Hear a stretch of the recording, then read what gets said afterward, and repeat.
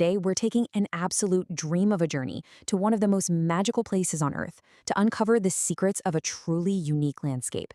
We are unpacking the stunning realities of the Hampta Pass, the ultimate crossover journey. Okay, let's dive into this. Imagine waking up surrounded by velvet green grass, towering pine forests, and magnificent flowing waterfalls. And then, by that very same evening, you find yourself standing in a completely dry, rocky, and barren cold desert. Sounds kind of like fantasy, right? But this is the stark, cinematic reality of the Hampta Pass trek. On one side, you've got the lush green valleys of Kulu, and on the exact opposite side, the stark, cold desert of Lahore. And here's the crazy part. This dramatic transformation of nature doesn't happen by crossing continents or taking some long, exhausting flight. Nope, it happens simply by stepping through a towering 14,100-foot altitude doorway. This pass acts as a literal crossover, a physical bridge between two completely different worlds. But to really understand this place, we first got to look at its past. Section 1. Mythology and Ancient History. Tracing the Sacred Steps. So this trail is way more than just a physical challenge. It's steeped in some deep spiritual history. According to local beliefs, the pass actually gets its name from Hampta Maharishi, a sage who spent years in deep meditation in these incredibly remote, silent valleys. Then, if we move forward in time, legends from the Mahabharata era suggest the Pandavas used this exact route on their final journey toward heaven, which connects right to Chandrita Lake. And on a more practical level, for centuries, the local Gaudy shepherds have used this path as a literal lifeline for grazing their flocks and trading between Kulu and Lahore. Section 2. The Blueprint. Quick facts for the journey. So the crucial point is, even though a maximum altitude of 14,100 feet sounds absolutely intimidating, when you balance that against a totally manageable total distance of about 26 to 30 kilometers spread out over 5 days, you realize this trek is actually rated as moderate. It's surprisingly accessible for beginners. The absolute best time to go is between June and September, and you start right from the popular, easily accessible town of Manali. Section 3. The Ascension, Days 1 to 3. Okay, our roadmap to the sky basically happens in 3 phases. We push from the river bases of Manali, up through the Valley of Bears, leading to the ultimate test, summiting the pass itself before finally descending into Shayaguru. Let's start with day 1. You begin with this beautiful, winding 2-hour drive from Manali to Jobra. From there, it's just a super easy 3-kilometer hike right along the river to Chika Camp. At 9,800 feet, you're just surrounded by these gorgeous pine trees and flowing waterfalls. It's really the perfect, gentle introduction to the mountains. Now on day 2, the challenge definitely ramps up. You're trekking about 8.5 kilometers up to 11,900 feet to a place called Baluka Gera. Fun fact, this actually translates to the Valley of Bears. Now, don't worry, there aren't any bears roaming around these days, but you will find rocky paths, icy cold stream crossings, and these sprawling velvet meadows.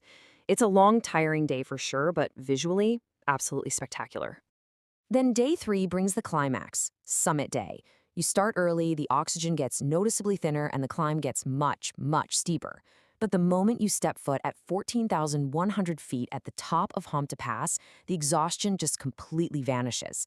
And this brilliantly illustrates exactly what we've been talking about, because right there, the two worlds collide face to face. You look behind you, and there's the lush green Kulu Valley. You look ahead, and boom, it's the stark, barren, rocky landscape of Lahore. But, you can't hang out at the top forever. Immediately following the summit, you face this really steep descent straight into Lahore, bringing you to Shea Guru. A quick word of warning here. This literally translates to cold mountain for a very good reason. This will officially be the coldest night of your entire trek, nestled right in the heart of the cold desert. Section 4. The Descent and Return, Days 4 and 5. At this point, the physical exhaustion really starts giving way to some intense visual and philosophical rewards. We make a final trek down to Chatru, followed by an epic off-road drive to the famous Chandrita Lake, before officially driving back to Manali. This final leg beautifully mirrors the mythology we explored earlier. From Chatru, on day 4, you take an off-road drive to Chandrita, the Moon Lake, sitting way up at an altitude of 14,000 feet. The crystal-clear, transparent blue waters perfectly reflect the surrounding mountain peaks. It's just breathtaking. And remember the Pandavas? Well, this lake is considered a literal part of that stairway to heaven they walked. Standing here, just looking at this reflection, you can totally understand why it's considered sacred. Then, on day 5, it's time to head back to reality. You drive from Chhatru back to Manali, but this time you pass through the Adel Tunnel. It's this amazing modern engineering marvel that dramatically cuts down the travel time and serves as this spectacular scenic conduit. It literally brings you back from the ancient, silent mountains to the bustling, modern energy of Manali, wrapping up an unbelievable 5 days. Section 5, Essential Trekking Logistics. Now, to safely survive and actually enjoy this magnificent landscape, you really need to be physically prepared. First up, fitness.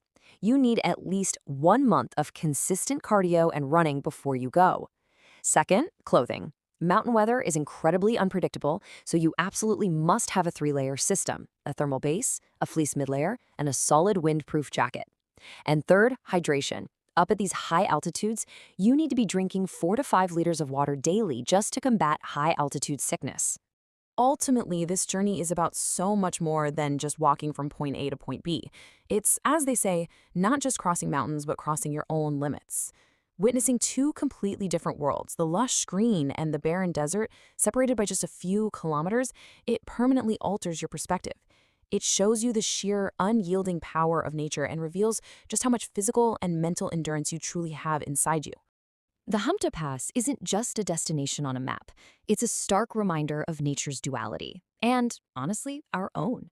It forces us to ask, when we step out of our lush, comfortable valleys and face the harsh, rocky deserts of our own limitations, what are we truly capable of? So, what about you? When are you planning your Hampta Pass trek? Drop your plans in the comments below. And hey, if this explainer sparked your sense of adventure, don't forget to like, share, and subscribe to keep exploring with us. We'll see you in the next one.